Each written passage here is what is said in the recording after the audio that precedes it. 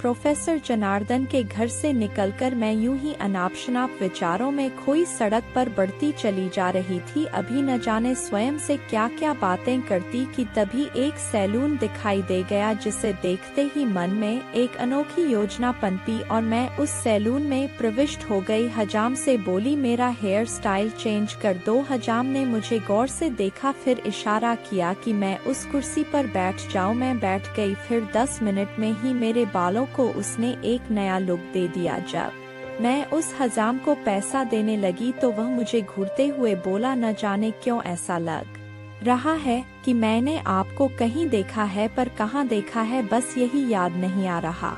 अच्छा हाँ, आज सुबह ही तो मैंने आपकी तस्वीर एक दीवार पर देखी थी। आप तो इतनी भोली और मासूम हैं।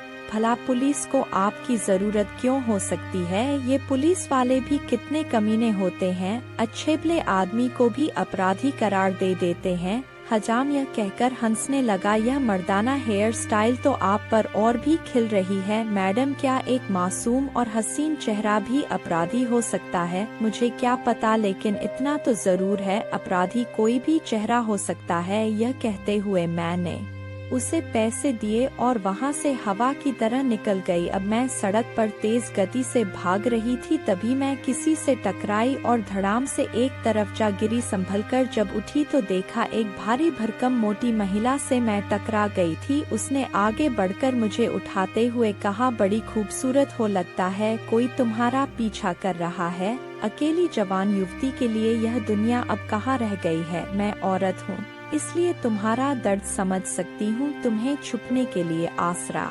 चाहिए तो मेरे साथ चल सकती हो। मैं मजबूर और दुखी महिलाओं के लिए एक मसीहा हूँ। पुलिस का खौफ मुझे खाए जा रहा था। मैं उदास स्वर में बोली, आंटी, मेरा पीछा स्वयं मेरी जिंदगी ही कर रही है। मैं भागते भागते थक गई हूँ। ऐसी बात है तो मेरे साथ चलो। यह कहकर वह महिला एक ऑटो रिक्शा में जाकर बैठ गई। मैं भी उसकी बगल में जाकर बैठ गई। वह महिला बहुत ही खुश हुई। मुझे तुम्हारी मदद करके बहुत खुशी हो रही है, यही तो जीवन है। कोई आधे घंटे बाद जब ऑटो रिक्शा से उतरकर मैं एक बड़ी सी बिल्डिंग में पहुंची तो मुझे बड़ा ही अजीब सा लगा। वह 5 मंजिली बिल्डिंग नीचे से ऊपर तक सिर्फ महिलाओं से ही भरी पड़ी थी। मैंने चारों तरफ नजर उठाकर देखा। जो भी महिला मुझे दिखी उसके चेहरे पर बनावटीपन के भाव थे। उस मोटी महिला को घूरते हुए मैंने पूछा, आंटी, आप ऐसी भीड़ भाड़ वाली जगह में रहती हैं? यहाँ रहने वाले घर गृहस्थी वाले लोग तो लगते ही नहीं, न बच्चे न पुरुष, सिर्फ महिलाएं। ये सब क्या है? पुरुष भी तुम्हें नजर आएंगे, जरा शाम तो होने दो। वैसे भी तुम्हें दूसरों की परवाह करने की जरूरत ही क्या है? अभी तो तुम थकी हो आसरे की तलाश में भटक रही थी और तुम्हें ऐशो आराम की जिंदगी मुहैया करा दी तो नाक भौं सिकोड़ कर सवाल करने लगी। वह मोटी महिला मुझ पर खींच गई। फिर भी मैं दबे पांव सीढ़ियां चढ़कर पहली मंजिल पर आ गई। इतने में एक दूसरी महिला मेरे सामने आकर अचानक बोलने लगी, मेरा नाम संतो है। जानकी माँ ने तुम्हें यहाँ भेजा है, न जाओ, जाकर उस कमरे में आराम करो। संतो के मुंह में पान था, वह जर्दा वाला पान खा रही थी। मैंने साहस कर पूछा, तुम कौन हो? तुम मुझे नहीं जानती, मैं इस मंजिल की सारी महिलाओं की मालकिन हूँ। तुम नई नई आई हो इसीलिए मुझसे इस तरह की सवाल कर रही हो। संतो यह कहकर चली गई। मैं चुपचाप कमरे में आ गई, मगर कमरे में आते ही मेरी आंखें आश्चर्य से फटी की फटी रह गई। अरे, यहाँ तो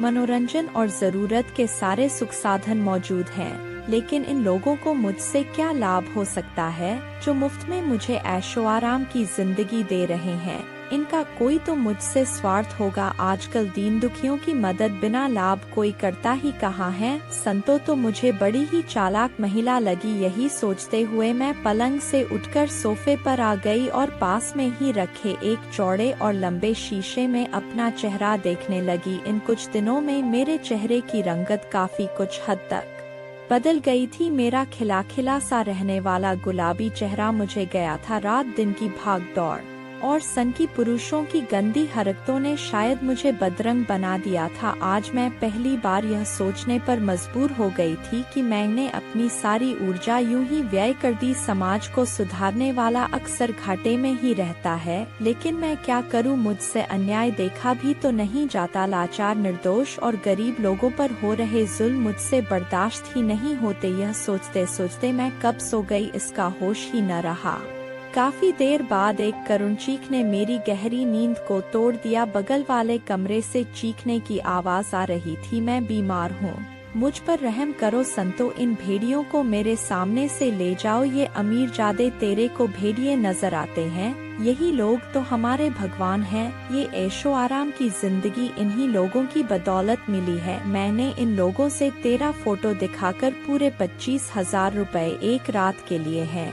तू मरे या जिंदा रहे, तुझे अपना तन तो आज की रात इनके हवाले करना ही होगा। तभी एक दूसरे कमरे से एक ऐसी करुण चीख सुनने को मिली, मैं बाबूजी के पास जाऊंगी, ये गंदे काम मुझसे नहीं होंगे। बाबूजी के पास जाएगी हूँ, बाबूजी ने ही तो तुझे पूरे 50,000 में जानकी माँ के हाथों बेचा है और तू उसी के पास जाएगी। मेरा अंग गुस्से और घृणा से कांप रहा था, मेरी आंखें लाल पड़ गई थी। तभी एक तीसरे कमरे से आती चीख मेरे कानों में पड़ी, तुम मेरे साथ सहवास करोगे? तुम्हारे मुंह में दांत भी नहीं है, तुम्हारे सिर के सारे बाल सफेद हो गए हैं। मुझे तो देखो, क्या मैं तुम्हारी बेटी की उम्र की नहीं हूँ? क्या तुम अपनी बेटी के साथ सहवास करोगे? मुझे छोड़ दो। ऐसे कैसे छोड़ दूँ? पूरे 10,000 दिए हैं, तू बेटी जैसी ही है, न बेटी तो नहीं है। अरे भला वेश्या भी किसी को रिश्ते से बांधती है? तू तो बड़ी ही शातिरबाज लड़की है। क्या दे का गणित तेरे को नहीं मालूम? दे किसी की भी क्यों न हो, जब मौके पर उपलब्ध हो तो सारे रिश्ते एक तरफ सरका दिए जाते हैं, और तू तो शरीर का सौदा करने वाली एक वेश्या है।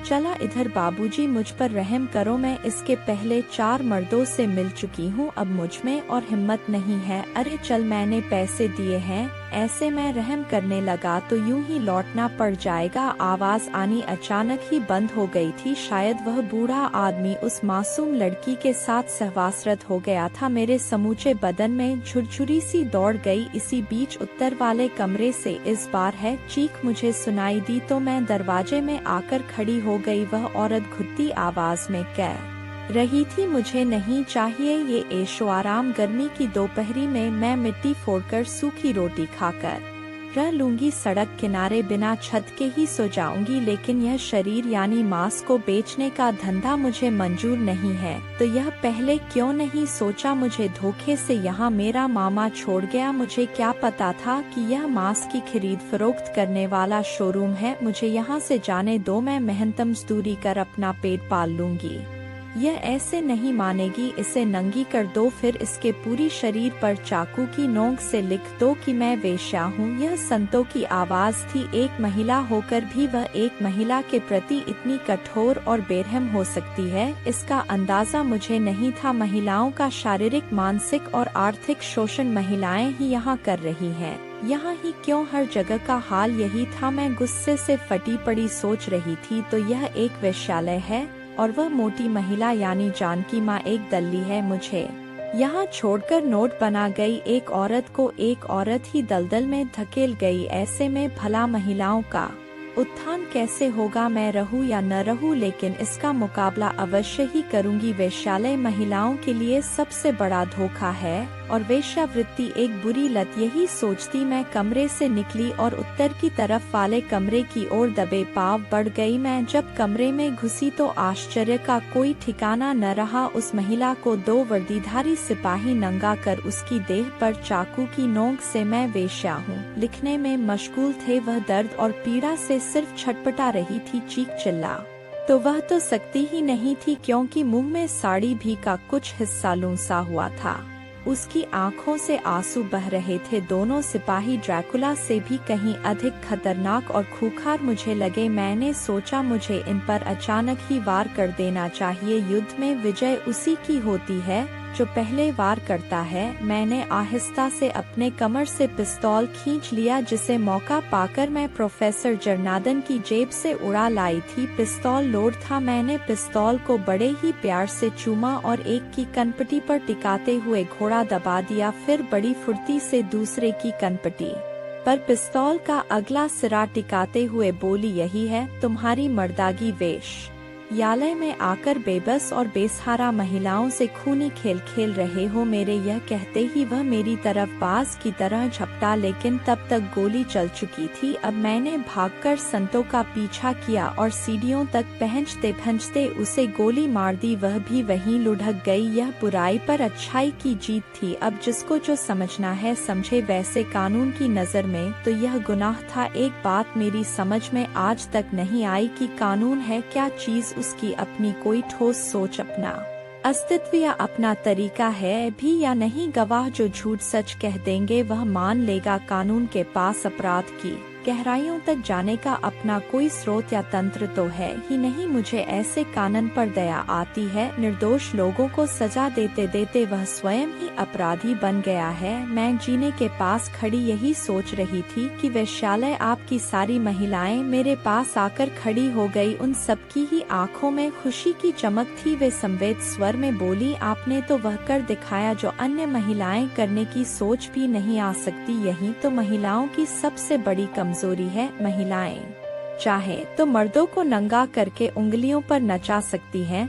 महिला का अर्थ अबला नहीं सबला है, और सबला का अर्थ महाशक्ति है। महाशक्ति सिर्फ औरतों को ही कहा जाता है, पुरुषों को नहीं। शक्ति के रूप में सिर्फ औरतों की ही पूजा होती है, पुरुष की नहीं। और शक्ति कभी भी कमजोर नहीं होती है। तुम सब महाशक्ति हो। इस तरह से स्वयं को जलील कराना और अपनी देह के साथ बलात्कार करवाना अच्छी बात नहीं है। तुम सब अब आजाद हो। अपना जीवन मेहनत मजदूरी कर पूरी आजादी के साथ जी सकती हो। लेकिन हम कहाँ जाएंगी? हमारे सारे रिश्ते तो टूट गए हैं। बाहर जाकर नए रिश्ते बनाओ, चरित्र बल को बढ़ाओ। जो भी करो अपनी इच्छा से करो। मैंने एक चिंगारी जला दी, उसे आग की शक्ल में ढालना तुम सबका काम है। इतना कहकर मैं उस वेश्यालय की सीढ़ियां उतरने लगी। लगभग 200 महिलाएं भी मेरे साथ सीढ़ियां उतर रही थी। मेरे हाथ में पिस्तौल था। मेरा चेहरा सामान्य नहीं था। मैं अभी भी गुस्से में भरी हुई थी। अगले ही पल मैं सड़क पर आ गई। आजादी की हवा किसे नहीं अच्छी लगती, उसमें बड़ा ही दम होता है। बाहर की हवा ने उन्हें इतना साहसी बना दिया कि वे एक एक कर मुझे धन्यवाद देती हुई जहाँ मन किया वहाँ चली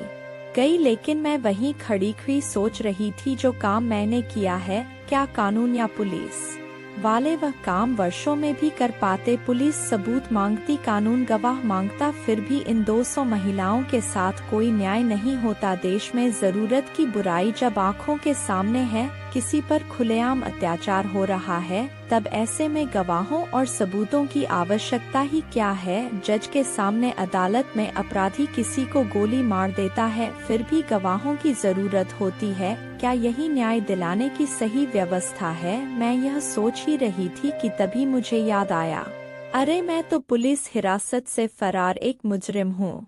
मुझे इस तरह खुले आकाश के नीचे खड़ा नहीं होना चाहिए। और फिर मैं आगे बढ़ती जा रही थी, तभी मेरी निगाह एक मसाज सेंटर पर जा ठहरी। मैंने सोचा क्यों न यहाँ बदन की मालिश करा लूं, लेकिन जब अंदर पहुंची तो एक पुरुष ने मेरा स्वागत करते हुए कहा, हाँ मैडम, तो आपको मसाज करना है, ठीक है, उस कक्ष में जाकर लेट जाइए। उसने इशारा किया तो मैं उस कक्ष में जाकर लेट गई। लेकिन वहां मुझे यह देखकर बड़ी हैरानी हुई कि औरत की मालिश पुरुष कर रहे थे और पुरुषों की मालिश स्त्रियां कर रही थी। तभी एक 35 वर्षीय तगड़ा सा मर्द मेरे नजदीक आकर खड़ा हुआ। कपड़े उतार दीजिए मैडम। मैंने झिझकते हुए पैंट उतारी और कहा, मुझे सिर्फ अपनी टांगों की मालिश करवानी है, आओ मेरी टांगों की मालिश करो। मेरे यह कहते ही वह मर्द खींच गया। मैडम, आप मालिश करवाने आई हैं या पैर पूजवाने? में महिलाओं की टांगों की मालिश नहीं करता तो क्या उनके वक्षों की मालिश करते हो? यह कहती हुई मैं पैंट पहनने लगी। फिर उस कमरे से बाहर आकर बगल वाले कमरे में चली गई। वहां एक महिला एक पुरुष की देह की मालिश करते करते सहवासरत हो गई थी। मालिश संभोग में बदल गई थी। मैं वहां से दूसरे कमरे में पहुंची तो देखा एक पुरुष महिला के स्तनों को चूस भी रहा है और उसकी मालिश भी कर रहा है। मसाज सेंटर के नाम पर वेश्यावृत्ति। मैं यह देखकर ही कांप गई, आखिर सबको हो क्या गया है। मैं बुदबुदाती हुई उस मसाज सेंटर के मालिक के केबिन में जैसे ही घुसी वह घबराकर उठ खड़ा हुआ। आपने मालिश करवा ली? मालिश नहीं, सहवास कहो। यहाँ कौन किसकी मालिश कर रहा है? महिलाएं पुरुषों की मालिश करें या पुरुष महिलाओं की मालिश करें, आखिर शोषण तो महिलाओं का ही होना है। पुरुषों के दिमाग को मानना पड़ेगा, नित नई महिलाओं का उपभोग करने के लिए वे कोई न कोई नायाब तरीका ढूंढ ही लेते हैं।